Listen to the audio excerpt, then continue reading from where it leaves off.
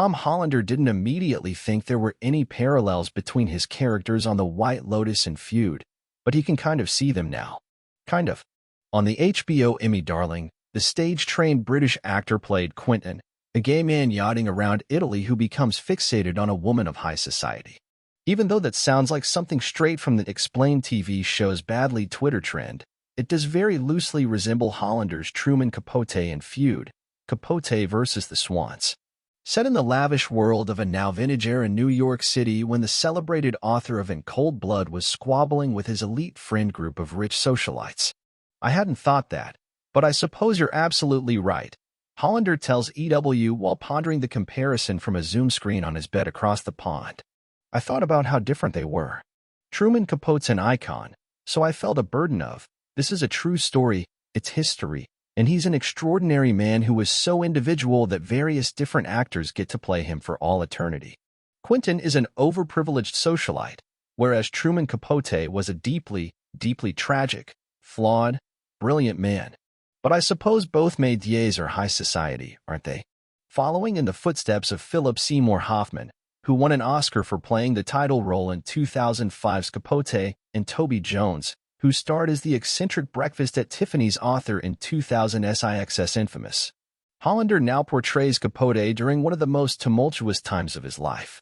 Struck with a serious case of writer's block and a splash of alcoholism, the writer publishes an excerpt from what he thinks will be his magnum opus, Answered Prayers, in the pages of Esquire magazine in 1975. The passage sparks an instant scandal.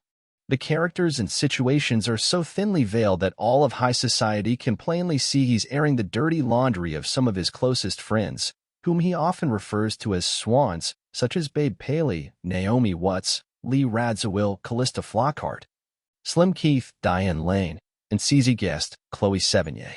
Unlike Quentin, Capote doesn't try to murder any of these women, apart from some light character assassination, though in Woodward, Demi Moore famously kills herself upon the excerpt's publication. It might have something to do with the fact that Capote accuses her of intentionally murdering her husband. The retaliation is swift. The ladies who lunch close ranks and do everything they can to expel Capote from society. These events were notably chronicled in Lawrence Lemur's 2021 book Capote's Women, a true story of love, betrayal, and a swan song for an era, on which Feud Season 2 is largely based. I kept looking at it as a multifaceted examination of what it is to squander your life inadvertently, accidentally, deliberately, self-destructively, on so many different levels, says playwright John Robin Bates, who serves as writer and showrunner on Feud, Capote versus the Swans. I found it to be a cautionary tale and an accurate representation of what can happen when you're not listening to yourself. Your life becomes about your name on the invitation to the gala, your collections, you're standing in a society where you are within a system. The show very much is, for me, about the profound loneliness of beauty and fame. The biggest blow is the falling out between Capote and Babe, whom the writer holds in the highest esteem. They're two broken people. They're both in similar kinds of pain, Bates says of their dynamics. They're both very invested in survival and society while being seen. They're both profoundly lonely people. They're both intelligent and performative.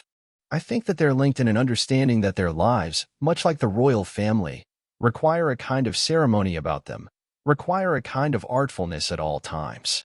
Hollander is clearly having a blast on screen as he channels Capote's unique high-pitched voice and all-around flamboyance, while slinging precisely crafted barbs and sipping martinis on fabulous sets that emulate New York City decadence.